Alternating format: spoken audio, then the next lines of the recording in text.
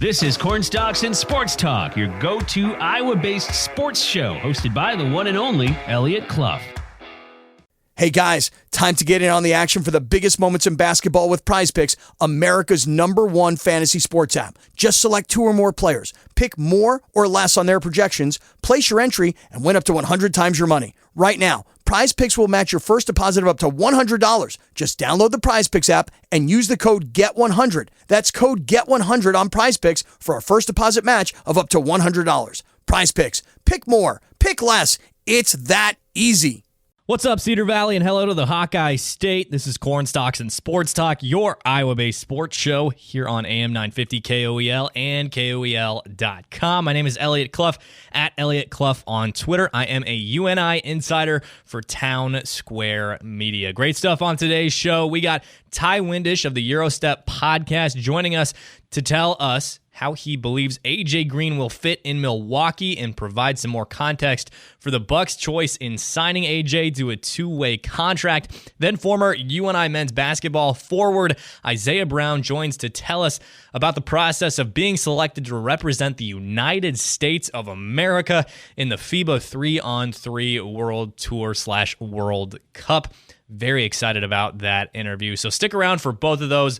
They're coming up. But first thing we've got to talk about on today's show is the NBA draft that took place on Thursday night of this week. One young man from the state of Iowa went number 4 overall to the Sacramento Kings. His name is Keegan Murray. He's a Cedar Rapids native and, of course, played this last season for the Iowa Hawkeyes and the season before that, for that matter. One of the most improved players in the country. Going from a guy who can score a little bit off your bench to being one of the best scorers in the entire nation at scoring 23.5 points per game. You could put that on a few different things. You could probably put that on his work ethic, which is 100% there. Keegan Murray is a guy who wants to get better, does get better. Or you can put it on the fact that Iowa's leading scorer, Luka Garza, National Player of the Year, and Joe Wieskamp decided to move on. They took jobs in the NBA after being drafted 41st to the Spurs and then 52nd to the Detroit Pistons in 2021. But either way, Keegan Murray exploded up draft boards this year from his freshman year to his sophomore season. Ended up getting picked number 4 overall by the Sacramento Kings in this year's NBA draft. Of course, Paolo Banchero went number 1. He's from Duke. He went to the Orlando Magic, followed by Chet Holmgren from Gonzaga, who was picked by the Oklahoma City Thunder. And then third was Jabari Smith Jr. from Auburn. He's headed to Houston. Keegan Murray, of course, after that, Jaden Ivey going to the Detroit Pistons. Now, there's one thing, an elephant in the room that I think everybody is thinking about here on this Saturday morning and going into the coming season for Keegan Murray and the Sacramento Kings. And I think we need to address it here on Cornstalks and Sports Talk. The Kings are terrible. They are, and terrible probably doesn't even do it justice. They haven't had a winning season since 2005, 2006. That's how awful they are. They went 44-38 that season, and since haven't won more than 39 games in a regular season. They went 39-43 in 2018, 2019. They also haven't made the playoffs since 2005, 2006. They lost in the first round that season and the year prior. The furthest they've been in the last, let's see here, almost 20 years was the Western Conference semifinals. That was in 2003, 2004. They're bad. They had Boogie Cousins, DeMarcus Cousins in the peak of his career. They had Buddy Hield at one point in time. They've now got De'Aaron Fox and Domantas Sabonis. They can't find the right head coach. And they've got this reputation now of picking one spot before a future Hall of Famer is selected in the NBA draft. Now, before we address all of those awful things, let's talk first about the coaching history for the Sacramento Kings. First of all, they have gone in a very strange route with their last 3 or 4 hires. This last hire, Alvin Gentry, he took on 17 games into the season as the interim head coach. He's a veteran coach. He's a guy that was brought in to lead DeMarcus Cousins and Anthony Davis in New Orleans. And now here, he was told, hey, figure it out. Luke Walton was awful. Figure it out. I'm sure you can do better than Luke Walton. Luke Walton was there for 2 1/4 seasons. Prior to that, it was David Yorger. George Karl was there for 1 season. Michael Malone was there for 2. Who is K. Smart? Keith Smart. I don't know who that is. Keith Smart was there for 1 season. Paul Westphal for another. And again, another name that I don't recognize, Reggie Theus, was there for a season. None of these guys posted a single winning year at all. And they've had plenty of opportunity to go out and get some talented coaches who have shown that they can develop young talent, i.e. a Kenny Atkinson, who was with Brooklyn when they were on their way up and kind of recovering from those Paul Pierce, Kevin Garnett years. He would have been an awesome hire. He's currently with the Golden State Warriors on their staff, chose to stay there, overtaking the position in Charlotte, which I totally get to. Had the opportunity to hire a guy like David Vanterpool, a guy like Darvin Ham, who just took the head coaching job for the Los Angeles Lakers. I think that's a weird fit. I think he'd be much better served taking a job like the Sacramento Kings. Adrian Griffin, who's been in Toronto for a long time. He is the dad of AJ Griffin, who was just drafted by the Atlanta Hawks. And then there's a guy like Charles Lee, who is very, very highly regarded throughout NBA circles, was in the running for a few different jobs within the last year. And nope. They went with Mike Brown. Mike Brown, who has only been the head coach of 2 teams. One was Cleveland, and the only time he did any winning over that time period was when he had LeBron James. Other than that, he was with the Los Angeles Lakers for a year. They were terrible. I don't know however many years he's been with the Golden State Warriors, but more recently he's been on their staff for their championship runs. I think that's the best fit for him.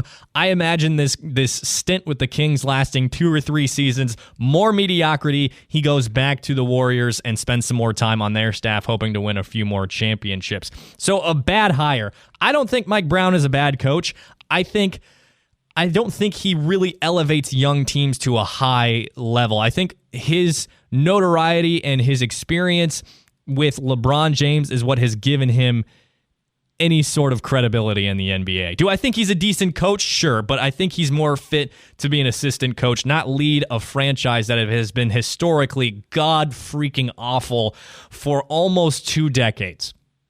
So we'll start there, and then you look to leadership, ownership, GM decisions they've made, trading DeMarcus Cousins however many years ago, despite the fact that he went on to tear his Achilles the following season.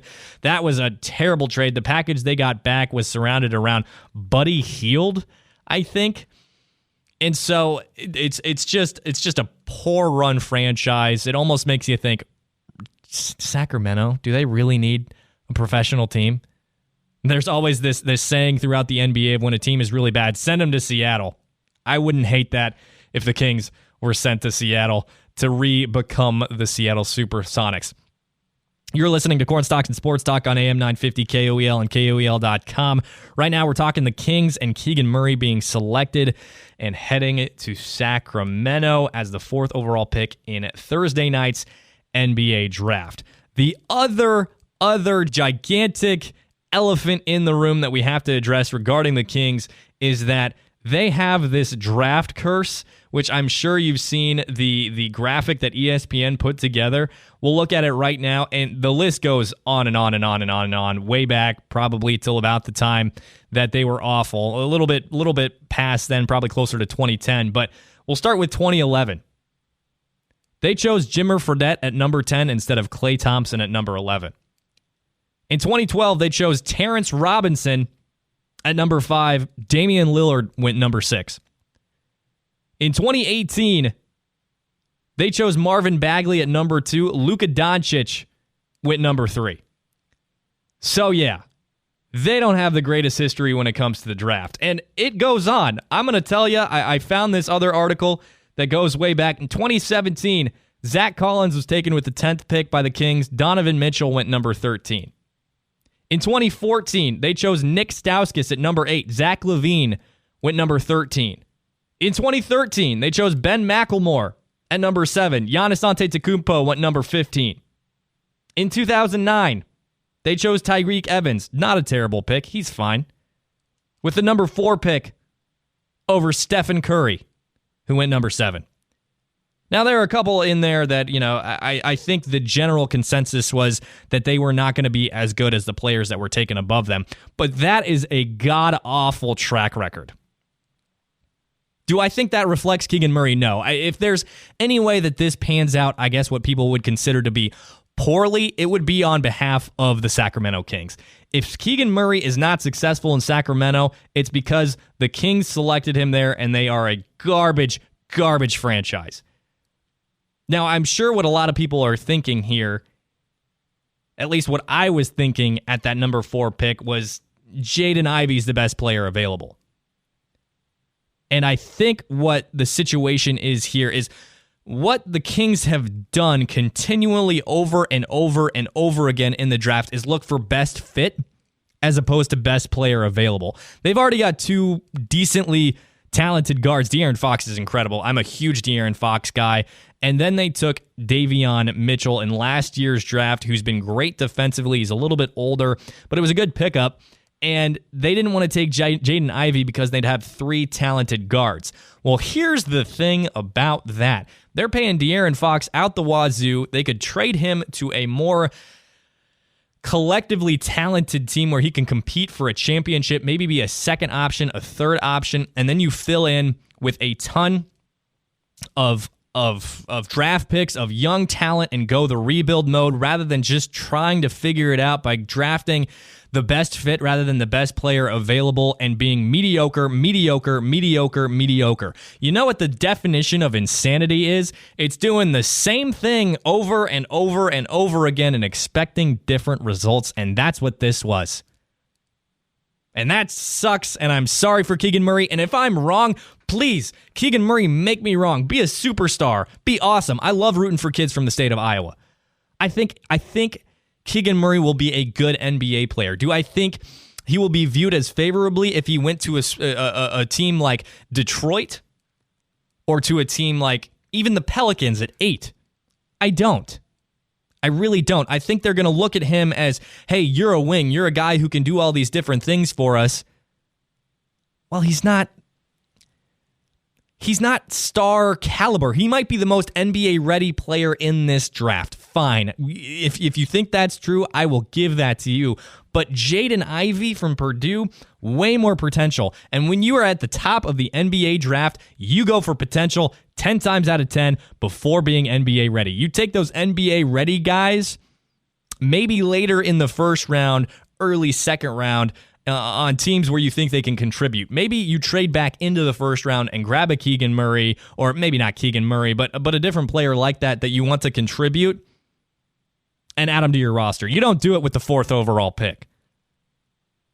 And I'll say this one more time to clarify. I am not criticizing Keegan Murray in the slightest. This is 100% about the Kings.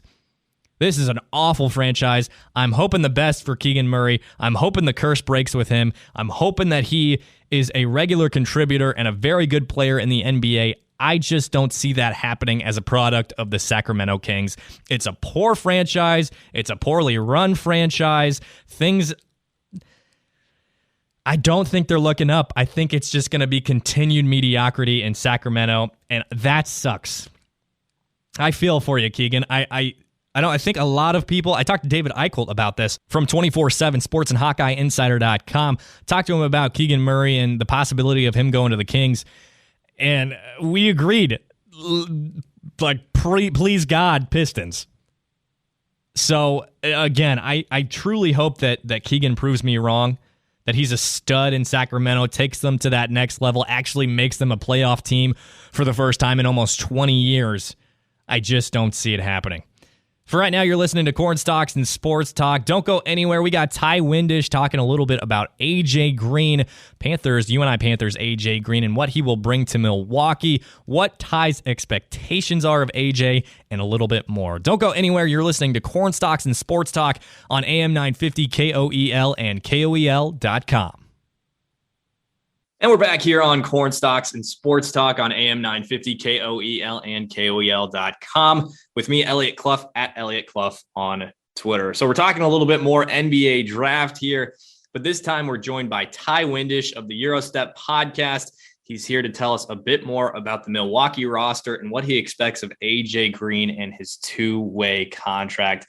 Ty, I contacted you last night, this morning, kind of last moment. So first of all, appreciate you hopping on. But now that you've had some time to look at some film, get some evaluation from maybe some other people, including myself, what are your thoughts on AJ Green signing that two-way with the Bucks, and maybe minus the roster situation in Milwaukee? What do you see from AJ in the little bit you've been able to evaluate it?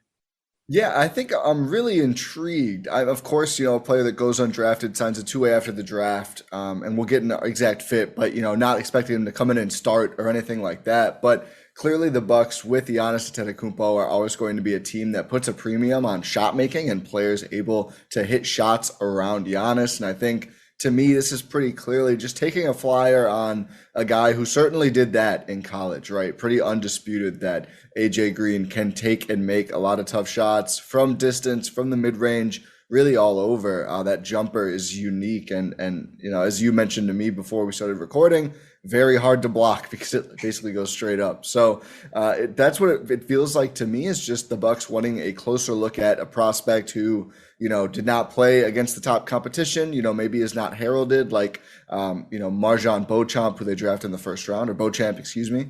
But I think this is a look at a player who, if he pans out, if he comes together, develops a little bit in Milwaukee in the Bucks system, could be useful down the line as a shooter, because in the NBA in general, but especially for a team with Giannis, you really cannot have enough shooting. And I think trying to look for more sources of that is a good idea for Milwaukee. And so you did more or less factor in that roster and Giannis being obviously he's the focus of the roster in Milwaukee, two-time MVP, of course. But when you look at AJ and what he brings to the table, of course, he can put the ball on the floor too. That's something Panther fans have noticed. Does he fit a positional need? Obviously, you mentioned the shooting, but this quasi scoring guard, but also can distribute the ball. Is that what Milwaukee's looking for with this roster spot? I think yes. I think clearly it's hard to get a true barometer because they had the Chris Middleton injury last playoff. So they desperately needed more ball handling for most of last playoff run. The need probably isn't quite as bad as it seemed, of course, because Middleton would take so much of that load on and was a primary initiator, if not the primary initiator, when they won the championship. But still, I think there was clearly a need for another guard who could probably come off of the bench, handle the ball, dribble. We did a podcast on what the Bucks need the most, and my co-host Rohan Kadi said, someone who can dribble, because there just was not enough of that around Giannis and Drew Holiday and everyone else. So I do think that having another player who you trust to put the ball in their hands, who can create some offense for themselves or others, is certainly something the Bucks need. I think to an extent, every team needs more guys who can do that, but Milwaukee is not heavy on playmaking guards. I mean, I think Drew Holiday, for as great as he is, and he's a good to great playmaker, is not a typical ball-dominant point guard, right? I think he's been called more of a combo guard in his career. And off the bench, George Hill struggled with injuries, and we'll see what he looks like next season if he's back. Javon Carter is an unrestricted free agent, and really more of a defensive floor spacing guard than a someone, again, who's going to create shots for himself or others. So that is a position of need for the Bucks. I think maybe one of their more stark positions of need. They have a decent amount of wing players now with Pat Connaughton opting in. The big man rotation, they got Brook Lopez for another year. They could use a longer term solution. I think going into next season, there is room for a ball handling guard to pop and potentially really play some role for the Bucks. And one thing that I think sticks out to a lot of people considering AJ wasn't drafted is the fact that, the Bucks could have signed him just for the summer league. They could have given him an Exhibit 10 contract, but they decide to put him on a two-way. What does that say to you about how much they value AJ?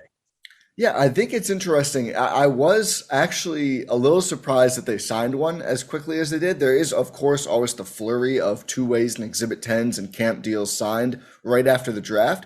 But the Bucks ended last season with Sandro Mamukelashvili on a two-way, a player they seem pretty high on. I mean, they picked him 54th. He's not a franchise cornerstone or anything, but it seemed like the Bucks were high on him. And he could be on another two-way next year. He could be in a roster spot. They also had Lindell Wigginton. They have a couple of non-guaranteed guys who are on the team right now who are eligible for two-ways, including Ray John Tucker. So I actually did not expect them to utilize a two-way spot right now. I figured they would kind of wait and maybe make that decision later. And of course, there's no guarantees. I think they signed Bronson Koenig out of Wisconsin to a two-way, and he didn't end up making it to the regular season roster. So it's not a guarantee for AJ Green at this point.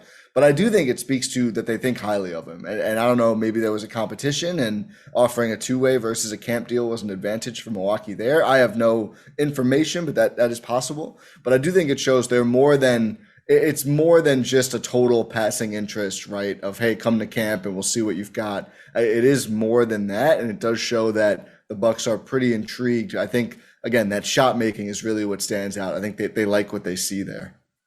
Now, this piques my curiosity too, because there's that value there of the two-way contract. Again, we're talking with Ty Windisch of the GyroStep Podcast, covers the Milwaukee Bucks. We're on here on Corn Stalks and Sports Talk on AM 950 KOEL and KOEL.com. That's a mouthful. So Ty, the thing that piques my interest here is that he did get that two-way contract, but the Bucks traded into that final pick and didn't select him. Yeah, so it was just kind of confusing. Who did they? I don't even know who they grabbed there. Hugo Besson, a Frenchman who last played in New Zealand. So the order of operations there, they're drafting stashing him. It was reported the morning after the draft. So of course you can't draft and stash a player if you don't draft them. So they had to, out of those two players, I don't think there's a preference shown to Besson over AJ necessarily. I think it's more about having a player who played internationally who you can keep the rights on for a year, maybe trade down the line, maybe bring over, and then bring in AJ on the two-way contract. I think there's also, it gets complicated with international guys. Last year, they actually had to roster spot Yorgos Kalaitzakis out of Greece because there was a buyout. And if you buy out a player from an international contract, you cannot have them on a two-way. They need a roster spot with guaranteed years. That was not the case with Hugo, but there is a little bit more, I guess, intrigue and consideration with an international player, whether there's a buyout or if you're bringing them over right away. Whereas obviously a player who just finished a college career, a lot simpler process to just bring them into the organization. And you know, I really hope that AJ does make it to the Wisconsin Herd for some basketball there. I actually live in Oshkosh where the Herd play and cover that team very regularly. And I think they've shown a real knack for developing players in recent years. They've had some great coaching staffs come through there. Chase Buford now actually over in the NBL over in Australia coaching right now. Jalen Adams over there. Frank Mason won MVP in the Herd organization. So Christian Wood played a lot with the Herd, now just got traded. So I think it would be good for AJ, and I think it could be really good for the Bucks and the Herd as well to have him in. I mean, knockdown shooters in the G League, developmental or not, often put on a real show for everyone there too. And I think we'd probably get some really fun games down in Oshkosh with all the looks he might get. And for Panther fans, that's pretty close. I mean, you know, as opposed to, you know, he worked out for the Warriors and the Nets.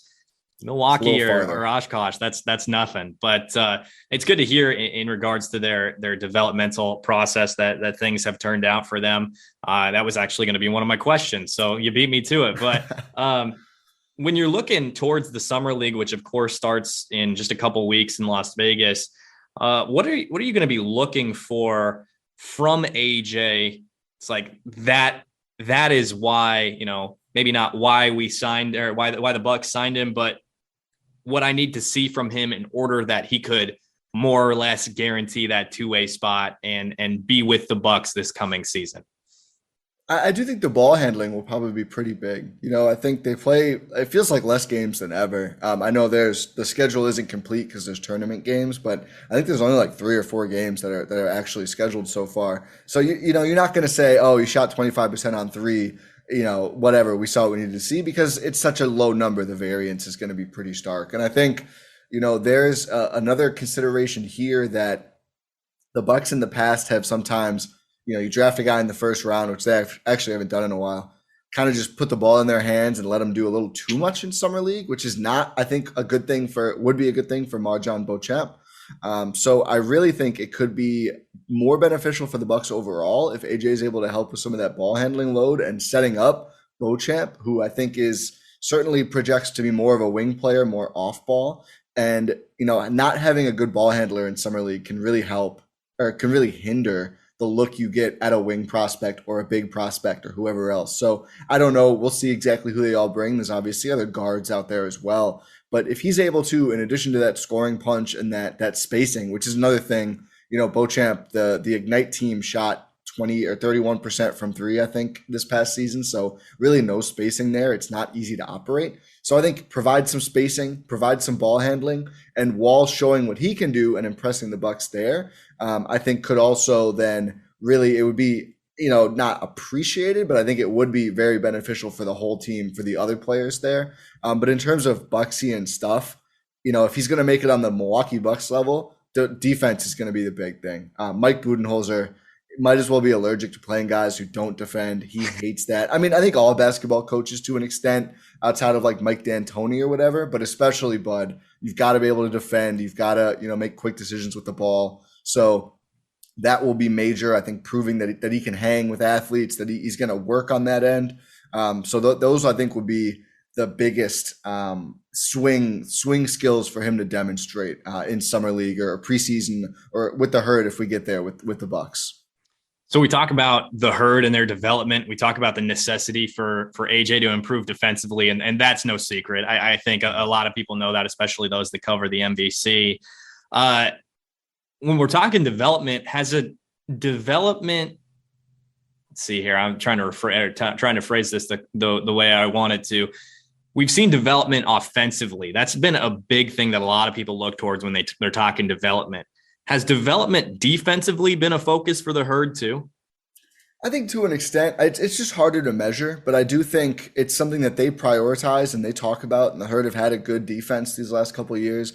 I think Jalen Adams made big strides on Chase Buford's staff, and that helped. He had, I think, a Team USA look because they use the G League players now to do the qualifying tournament, so he got to play with Team USA a bit, and I think he took it upon himself to improve on that end, and that's a big part of his success now overseas and getting more attention. And I think Lindell Wigginton is a guy who was pretty unheralded coming in. He made his NBA debut this year with the Bucks, but he got that two-way spot because of defense. He had strong offensive showings, but he became the Herd stopper on that end. And he's a 6'1" guard. He's not like I don't even want to throw a name and sound like I'm making a ludicrous comp, but he doesn't have that typical wing defender body type. But he is a guy who really works hard on that end and really defends. So I don't know how much better necessarily he got in the Herd defensively. You'd hope some, but I do think it shows the organization at least is prioritizing that and making sure players know that for him to be the one who gets the call up, gets the two-way, despite maybe not being the most offensive, flashiest player. And I think Rajon Tucker, who ended up getting signed to a roster spot with the Bucks to end the season, is a guy who initially got called up 2 years ago to the Jazz because he had so many high-flying dunks, so many great offensive performances. He got his Bucks call up after he got a lot bigger physically. You can tell he made that an emphasis, and I spoke to him about it. And he really improved his rebounding, which is kind of defense in itself. Like he's a much better all-around player, even though you might look at the box score numbers and go, scoring 5 less points per game. And he's still not a knockdown three-point shooter. But I think the defense, the rebounding, rounding out his game was a big emphasis for him. So I certainly think, are they going to turn around and make anyone a lockdown defender? No, unfortunately not. But it's clearly an emphasis, and I think the players are pretty well aware of that. Iowa State fans who are listening, I don't know that they would have expected multiple Lindell Wigginton name drops here this morning, but we got it covered. That's true. I forgot the local connection. I'm saying it like he's not, like people aren't aware of him. But right. I love Lindell, man. One last question for you, Ty. AJ is a kid that Panther fans know he is willing to put the work in. He didn't come in as a 4-star recruit and say, I'll be fine. I'm playing mid-major level. He came in and he put the work in to eventually make his dream come true and get to the NBA. We've seen Giannis rise up the ranks due to a lot of hard work and the technical stuff that he's done. it appears the organization as a whole values that desire to continue to get better and develop. Would you agree with that sentiment? Do you think that's an edge that AJ has coming in? Yeah, 100%. And I think it probably has a lot to do with, why he was the guy they prioritized. I think to this point, the only player, unless I miss one, that they've come to terms with after the draft. And I think it all comes from Giannis. The whole franchise's culture, ideology, everything stems from Giannis. That's how having a true franchise player works. But I think the guy I would mention here is Pat Connaughton, who really came into the Bucks as a pretty unheralded player, and the second contract he signed with Milwaukee, pretty panned by Bucks fans because he was known mostly for being, quote, Giannis's workout buddy. He had that great work ethic. He lived in the gym, but the results weren't necessarily there early. He wasn't a great defender. He wasn't knocking down threes, but the work panned out. And now Connaughton is one of their most reliable wing players and just opted into a player option that Bucks fans think is a steal for Milwaukee. So, I think that is very much Bucks culture. It's not flashy. It's putting the work in. They talk about it relentlessly and post-game pressers and stuff, like getting better every day, building good habits, all these sorts of things. And all of that stems from Giannis, who, as you mentioned, is a legendary, workaholic. Maybe the stories aren't out there as much as some other guys, but that's all he does. I mean, he gets better every single year, and you don't do that by accident. So I certainly think the work ethic will be a big plus for AJ Green with the Bucks, and I think it probably played a big part in Milwaukee seeking him out for that two-way contract.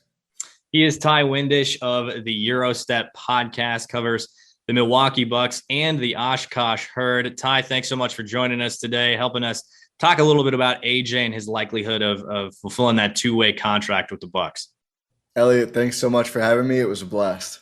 All right, folks, don't go anywhere. We got one more segment of Corn Stalks and Sports Talk coming up. We're talking with Isaiah Brown, former UNI men's basketball forward. He is about to represent the United States on the world stage in the FIBA 3-on-3 World Tour. Very excited for this conversation. Don't go anywhere because you're listening to Corn Stalks and Sports Talk on AM 950 KOEL and KOEL.com. And we're back here on Corn Stalks and Sports Talk on AM 950 KOEL and KOEL.com with me, Elliot Clough, at Elliot Clough on Twitter. So some great stuff coming out of UNI basketball the last few weeks with the commitments to the program, AJ Green heading to the NBA, and the news of former Panther forward and MVC Defensive Player of the Year, Isaiah Brown, being selected to represent the United States in the FIBA 3-on-3 World Tour. Isaiah is kind enough to join us today. Isaiah, it's not every day Panther fans hear about someone from UNI going on to represent the school and the country on the national stage. Tell us how this came to be. I actually got invited. It was probably about me and like 25 other athletes. We all got invited to Springfield for a little training camp, and they kind of took some guys out of that group to, make the World Cup team and World Tour team. And I was blessed enough to be selected to be on the World Tour team. So how did you get invited? Is this something that they saw you playing in the G League and were like, okay, we like what this guy brings to the table, let's invite him to this camp? Yeah, kind of like that. I mean, a lot of the guys, keep up with the G League, and honestly, over 3/4 of the guys that were at the training camp were from the G League. But they contacted my agent, and then my agent came to me with the opportunity, and we feel like it'd be a good opportunity for me, so we took it. And so when it comes to the selection process, I think I saw like a board of folks make that decision of who they're going to offer the opportunity to. Did they tell you why they chose you, what they liked about your game? Yeah, he the main guy, Fran Fischel, I know a lot of people know him. He just said my defensive intensity is just unmatched, and that's just something you can't teach. And my knowledge and IQ for the game will be really good for this 3-on-3 style type of play. And also my size and athleticism, kind of a bigger guard type player that can, guard a smaller guard and also a bigger player. And that'll be just good for this 3-on-3 offense and defense. Isaiah Brown being good at defense. Shocker. So I take it you've still been working on that. Is there anything in particular that you've learned over the last couple of years where it's like, wow, I almost wish I knew that when I was in school, because it would have made me that much better defender or anything that you really feel like has elevated you on that side of your game since going pro. Honestly, I just feel like defense is something that you can do if you want to do it. Like, I know a lot of guys just show spurts of like they can really play when they want to, but I feel like me, like my mindset, like I'm not big on scoring like 30 points a game and stuff like that. Like I'd rather stop another team's best player from having their career high or getting their average and stuff like that. So I just say defense is more of a mindset thing, and especially like the higher levels you go, like your playing time just gets cut shorter and shorter, and you got to kind of earn it. And the easiest way to earn some playing time is to play defense. So that's just what I take pride in. And so to revert back just a little bit here, when we're talking about the World Tour representing the United States, I saw that photo of you with the USA jersey on. I'm assuming that was at the camp. Yep. Is this your first time representing the United States, first of all? Oh yeah, for sure. Yeah. Yes. Yeah. Okay. Well, I mean, I imagine, I'm sure almost every young athlete has thought about putting on a USA jersey, whether it's the Olympics, whether it's a World Championships, what have you. Was it kind of shell shocking to put on a USA jersey and just kind of look down and I'd personally be flabbergasted. It was definitely surreal. Like, I mean, kind of Fran, he kind of stressed that every day. Like, it's not every athlete or every basketball player gets to wear these 3 letters on their chest and just come out here. So he kind of stressed every day to take advantage of every moment, every practice, like go hard, like don't take this time for granted at all. And that kind of stuck with me because like he said, like wearing these 3 letters on your chest, you're not representing like a small thing, you're representing our whole country. So I definitely grateful for this opportunity. And so what does this entail? The World Cup Tour, FIBA, it's a long title. Are you just going to be in the United States? Are you traveling all over the world? What's it going to look like? So the way this kind of works is we'll just be traveling to like a bunch of different countries and places to have tournaments. And so this first tournament, we have a tournament actually coming up pretty soon.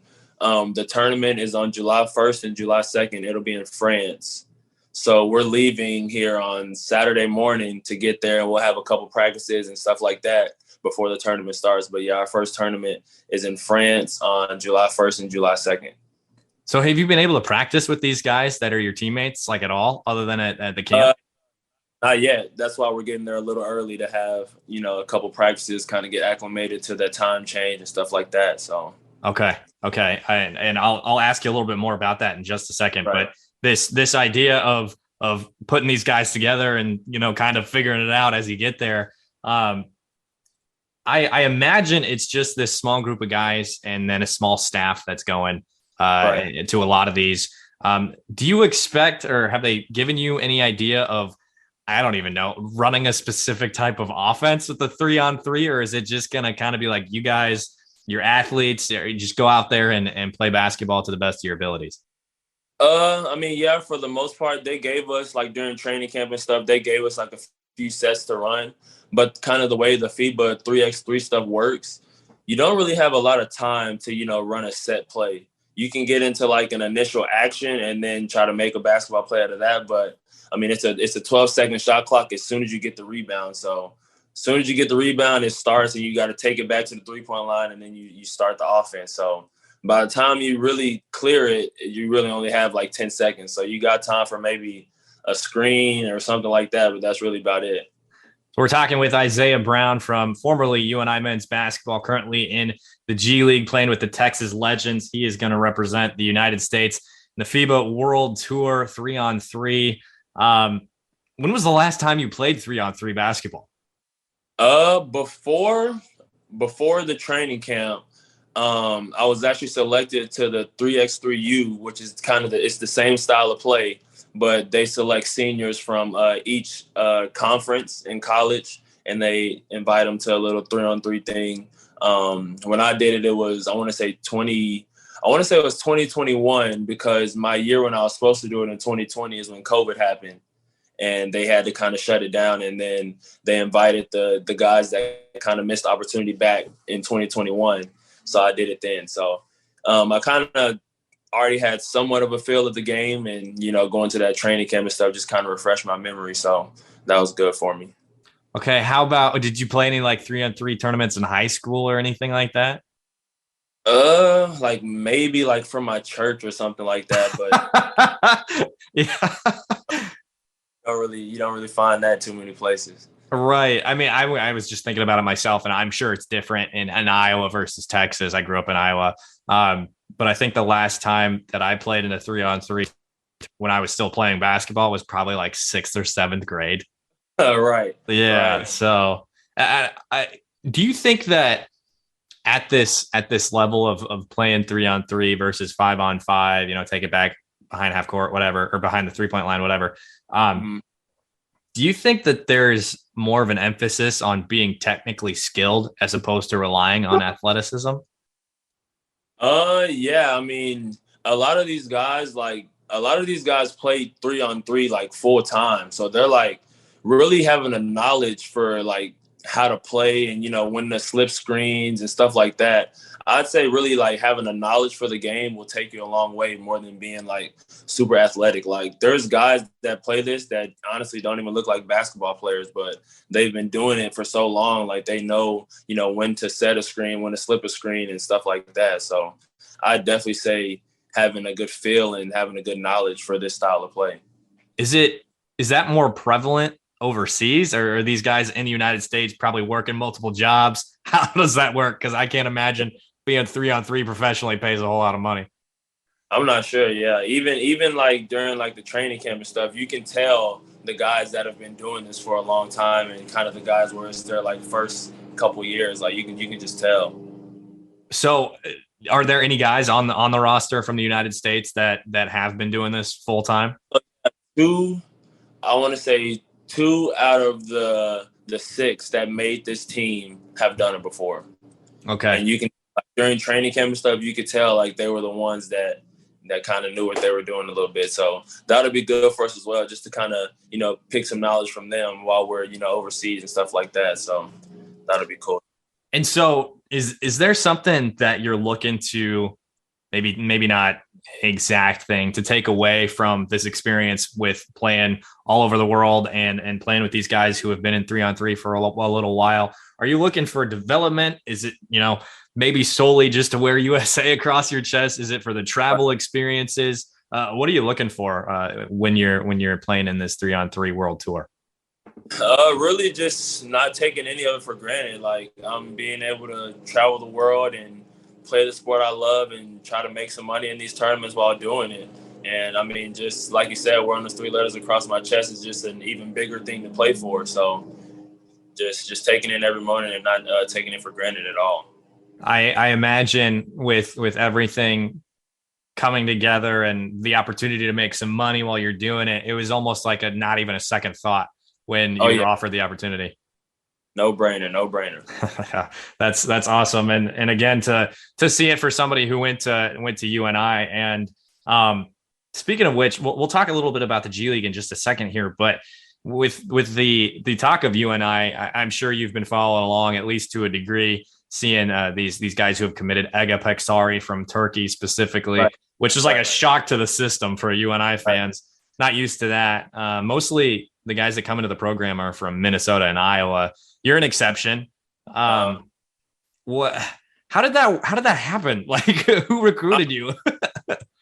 You're not sure. It's actually funny you say that because Coach Jacobson just called me literally last night, just congratulating me on stuff and just like kind of figuring out my schedule and when we play and stuff like that. And I actually asked him about the guy from Turkey, like kind of how that worked. And he was just kind of explaining it to me. I'm not, really knowledgeable on it, but he was just telling me he had played professionally, I guess, over there. And he had played with his age group and maybe like the 20 and under age group, all while like maintaining his eligibility and stuff like that. So he said that's definitely something different, a different route that UNI has ever taken. But he said they feel really good about him. So I think it'll be, a good experience for him and, UNI.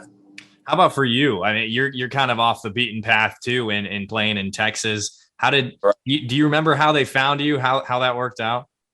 I know it was Coach PJ. He was the one doing most of my recruiting and stuff. He came to a couple of my high school games and stuff like that. But my recruiting process with Northern Iowa was pretty cool. I know right when Coach PJ had talked to me, I remember Coach Jacobson had called me a few days later, and I was a senior in high school. Like I didn't really get many looks until my later high school years. And I remember Coach Jake telling me, like, we usually, look at guys like right from when they're like freshman, sophomore, and usually offer them when they're like sophomore, junior type area. But he was just saying like he felt really good about me and with a quick turnaround. And I think he called me on like maybe a Wednesday and said I could take an official visit like that weekend or something like that. And I ended up taking the visit, really liked it, had a good feeling about it, and I actually committed on my visit. Wow, that's a quick process, man. Super quick.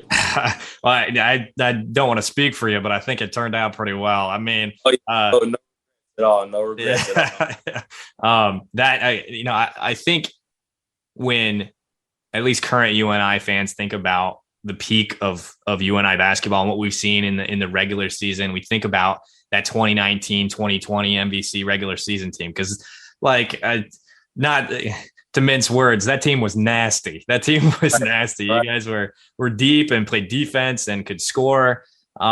Unfortunately, that season came to an end with COVID and everything like that.